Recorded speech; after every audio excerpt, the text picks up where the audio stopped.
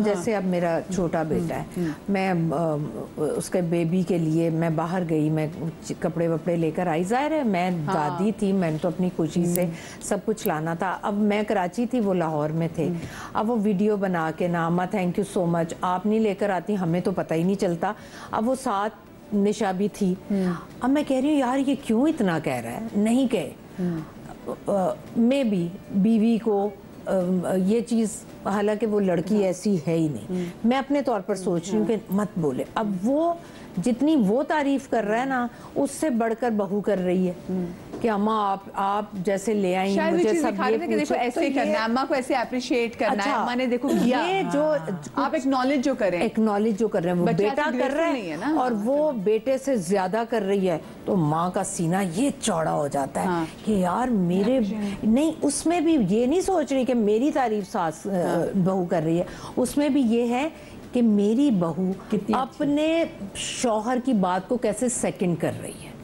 इसमें भी माँ इसलिए खुश हो रही है कि मेरी बहू मेरे बेटे की बात को सेकंड कर रही है, तो ये बेटे को कितनी रिस्पेक्ट दे रही है। तो माँ इसमें खुश है, मैं इसमें खुश हूँ। इसमें खुश नहीं हूँ कि मेरी कोई चापलूसी हो रही है। माँ खुश होती है अगर बहुत ज़रा सा कंप्रोमाइज़ करती है या ज़रा सा अच्छे तरीके से गुफ्तगू करती है तो बड़ा अच्छा लगता है। इनका तो यहीं तो डूब जाती है बेचारी सास।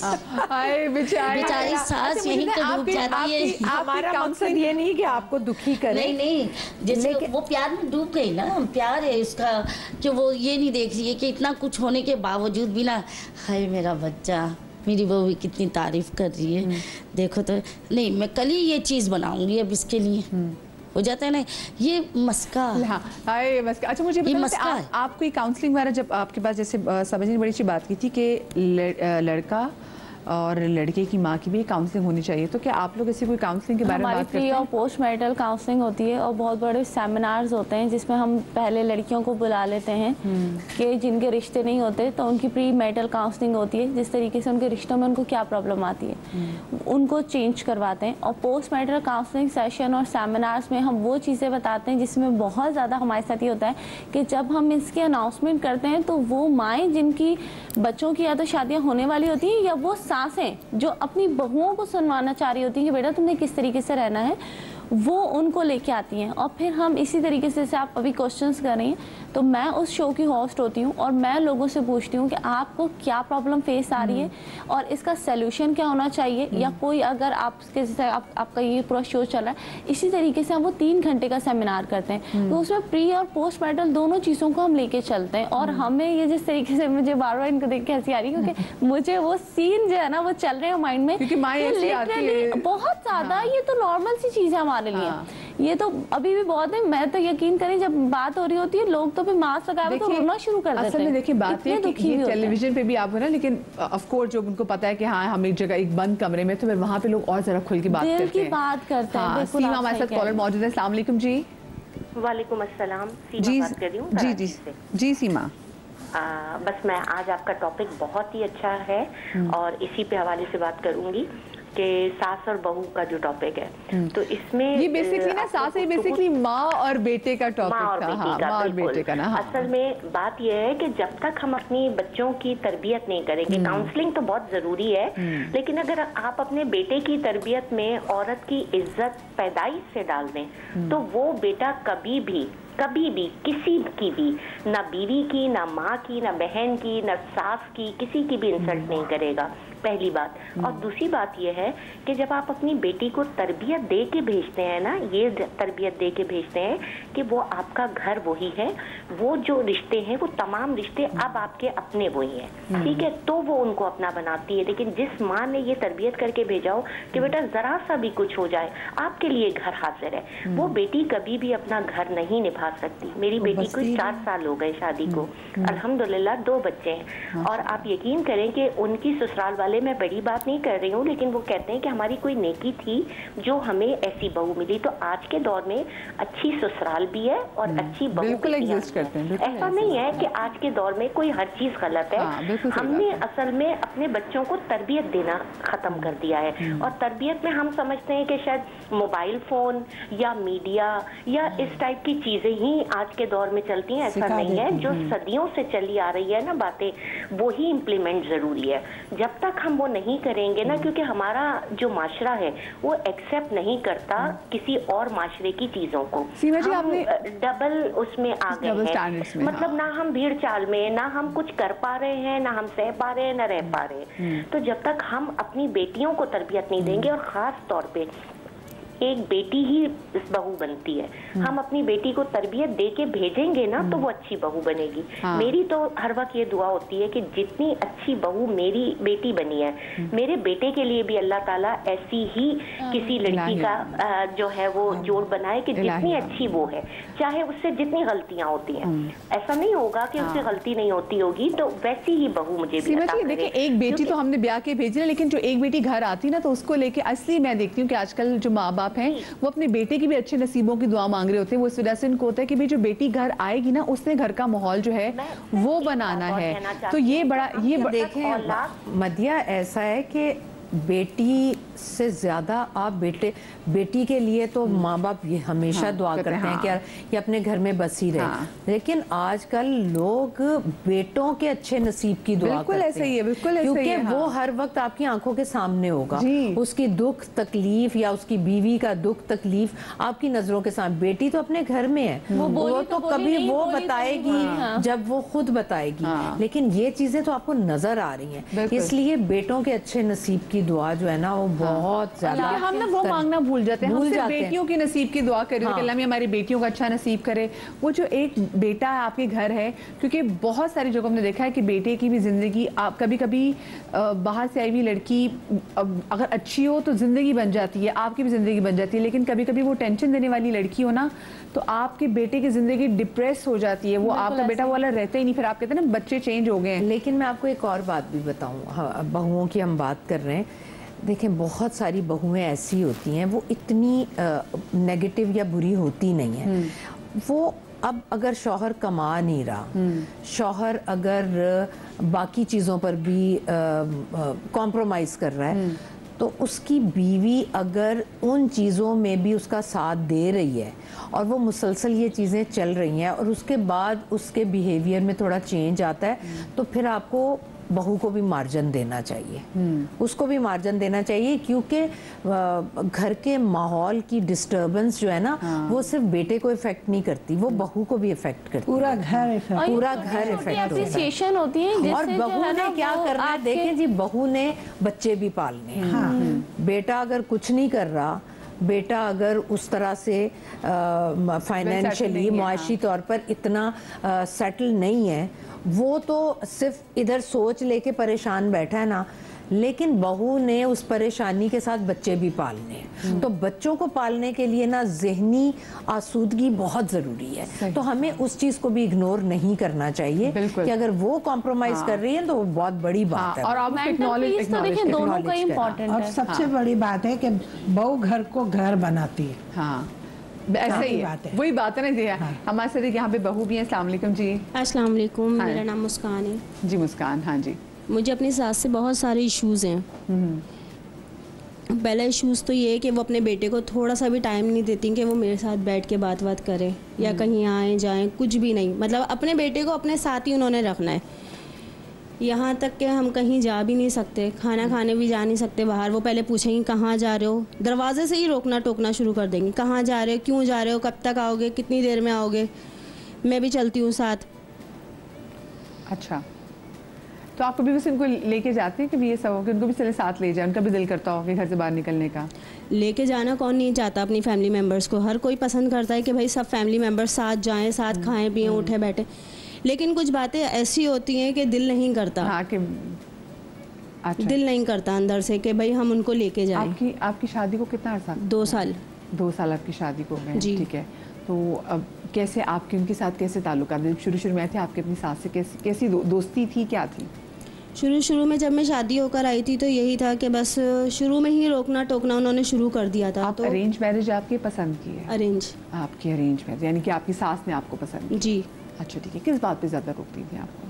कहीं आने जाने पे, यहाँ तक कि मतलब इस बात पे ज़्यादा रोक टोक है कि मैं उनके बेटे के साथ कुछ भी मतलब टाइम स्पेंड नहीं कर सकती, ना बैठ सकती हूँ ना बात कर सकती हूँ। ज़्यादा तकलीफ जो उन्हें है ना बस वो ये है कि मैं उनके बेटे के साथ नहीं रहूँ, उन्हें इस बात पे तकलीफ है। और आपको किस बात की मोहब्बत होती है? ऐसे थोड़ी होता है, ब्याह के लाए हैं तुम्हें तो बेटे के लिए लाया ना। जाहिर सी बात है, अगर आप शादी करके लाएंगे तो अपने बेटे के लिए लेकर आई है, देखने के लिए तो नहीं लाई, हमें काम करने के लिए तो नहीं आई ना घर में। काम तो इंसान नौकर से भी करवा लेता है। एक बहू का फर्ज होता है वो बेटे को भी लेके चले और अपनी सास को भी, अपने पूरे घर को लेके चले। समझ नहीं आती मुझे उन माओं की जो अपने बेटों की शादी तो कर देती हैं लेकिन बस बहुओं को नहीं होने देती वो। ये नबीहा यहाँ पे कुछ ऐड करना चाह रही है। मैं तो ये कहती हूँ क्या मतलब है, क्या बिल्कुल से आपको दे दें? बिल्कुल से हाँ है ना। जरूरी तो नहीं है कि वो बीवी का भी नहीं होकर रहे अभी सारा नहीं, ये तो उनकी आवाज में डिपेंड करता है कि वो किस तरीके से दोनों को बैलेंस कर रहा है। हाँ। ये तो बेटे के ऊपर है। आपके मियाँ वैसे इस बात पे कुछ बात अम्मी से बात करते हैं? नहीं, वो हर चीज़ के लिए पहले अपनी माँ से इजाज़त लेंगे, मैं जाऊँ, मैं इसे इसकी अम्मी के घर ले जाऊँ। साल में सिर्फ 1 या 2 दफ़ा जाती हूँ बस मैं अपनी अम्मी की तरफ। जी, जब से मेरी शादी हुई है मैं 3 शहर में। जी, जब से मेरी शादी हुई मैं 3 से 4 मरतबा गई हूँ।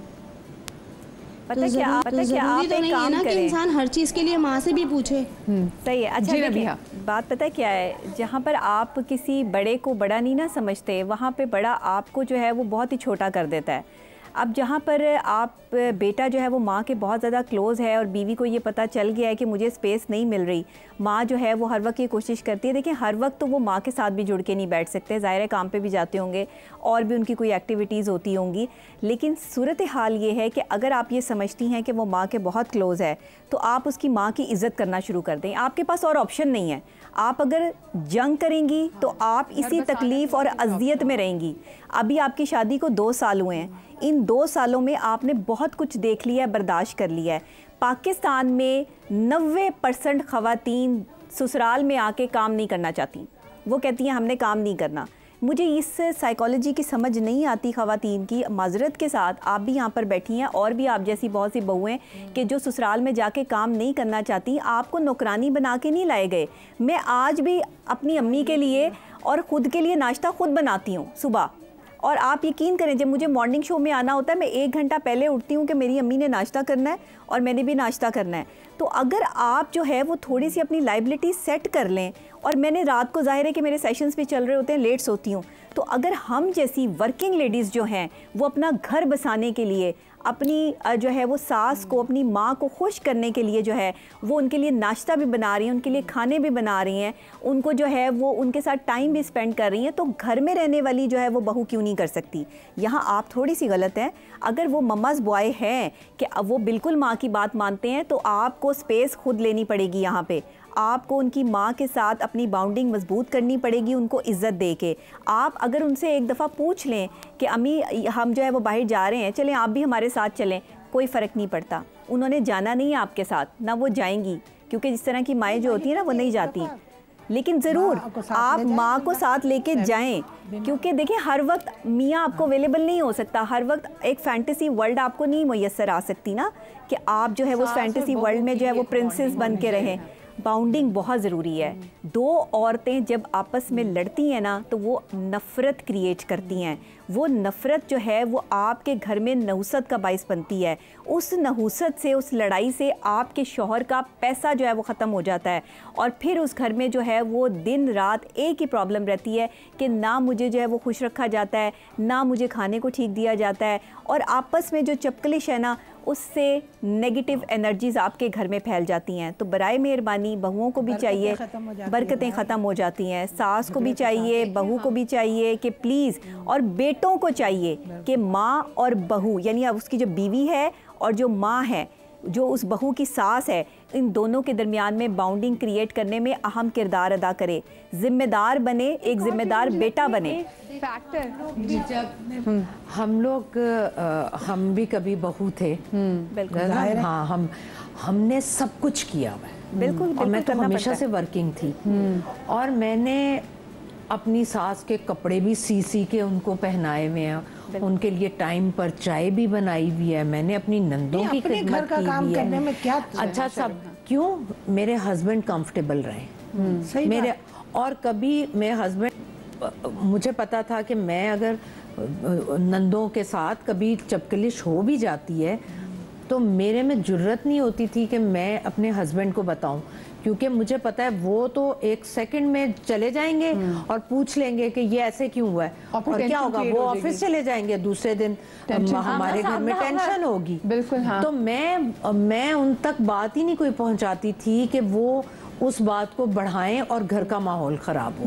देखें, जो आने वाली बहू होती है ना, उसकी सबसे पहली ड्यूटी ये है कि जो रिलेशन बहन भाइयों के थे ना वो उससे ज्यादा मजबूत हो। ये देखें, ये आने वाली बहू की ना अच्छाई की पहली निशानी है सबसे पहले। शादी के बाद उसके शौहर के रिलेशन सबके साथ कैसे, सबसे मिलजुल के रहे। वो जो बंदा आ रहा है वो भी नया है और उसको भी समझना चाहिए कि उसको स्पेस कैसी बनानी है, बाकी लोगों को भी समझना चाहिए उसको स्पेस कैसी देनी है। यहाँ लोग हस्बैंड वाइफ को ही स्पेस नहीं देते, तो वो जब एक उसको मेंटल पीस ही नहीं मिला, वो बाकी लोगों के साथ अपनी क्या गैदरिंग अटैक, उसको जिसके साथ बनानी है उसी के साथ नहीं बन रही। मुस्कान, बात ये कि ना मैंने ये देखा है कि आप भी एक दिमाग बना कर आए होते ना कैसा होगा, और तो मैंने फौरन जवाब देना है, तो वो भी ना वो बड़ा गलत है। आपको जैसे हम वाकई में जैसे शादी हुई थी तो अम्मी ने कहा बेटा देखो हम बड़े शरीफ लोग हैं, बर्दाश्त करना है, तो बसंत की शादी है, हमारे तक कोई शिकायत ना आए, तो आप कि भाई कुछ हो जाए माँ बाप को परेशान नहीं करना पसंद की है, नहीं हाँ। नहीं दूसरी बात है कि आपको पता है माँ बाप बूढ़े उनको क्या परेशान करना, आप दूसरे शहर में माँ बाप परेशान होगी, उनकी हेल्थ इफेक्ट होगी, लेकिन आप कुछ नहीं कर सकते। आपको अपना घर बनाना है तो आप 100 चीजें कर रहे होते क्या नहीं। फिर मुझे लगता है एक चीज, कमरे से निकलते साथ अगर एक आप अच्छी सी स्माइल देके सास को स्माइल दे दे, आप सुबह उठते साथ ही मुंह उतरा होगा, आप सास के सामने लेके जाएंगे, वहीं से टेंशन भी शुरू होती है। असल में पता है क्या, लड़कियां ऐसा है कि आप खुशी खुशी निकले, सामने सास गुस्से बैठी हुई है तो टेंशन हो जाएगी। मदिया एक बात है, लड़कियां जब शादी हो रही होती है ना तो वो ये समझती है कि हमें क्या नौकरानी बना के रखना है, हम कोई नौकर है, हमें नौकरानी बना के लाया गया। अरे भाई तुम अपने घर आई हो, अपना घर जैसे तुमने अपना कहना है, उस घर का तुम खुद काम करोगी तो कोई नुकसान तो नहीं है।